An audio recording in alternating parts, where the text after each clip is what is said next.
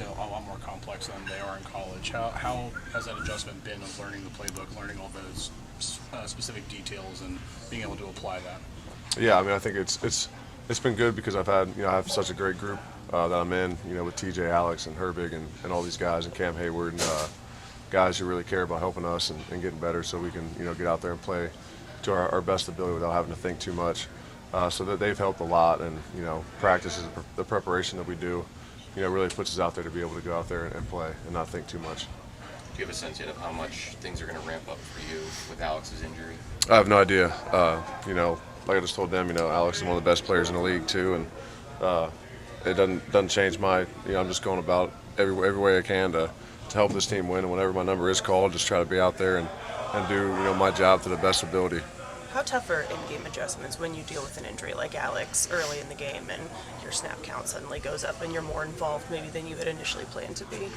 Yeah, I mean, it just falls back to your training. What you've done, leading up to the week, preparing and just kind of always having that mindset of to stay ready to when your number's called to be able to get in there and help the team, and so there is no drop off. For me, that's just kind of how I try to go about it, and that's how I'm going to continue to go about it.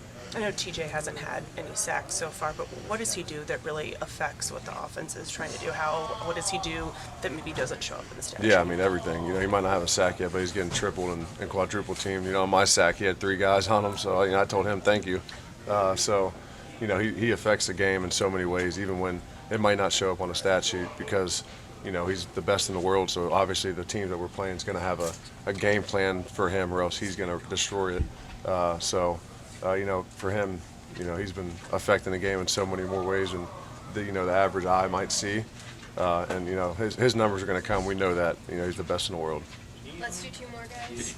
Did you even get to enjoy your first NFL sack, or not so much because of the next play and the ultimate outcome? Yeah, I mean, like I said, earlier, just I would have rather had the win. To be honest with you, I like to win football games, and I think anyone that plays the sport would agree with that. And but it was fun. It was cool to be able to get the first one off your back. It was kind of a sigh of relief when you get your first one, and it was exciting. But obviously, it doesn't mean much when you don't get the W.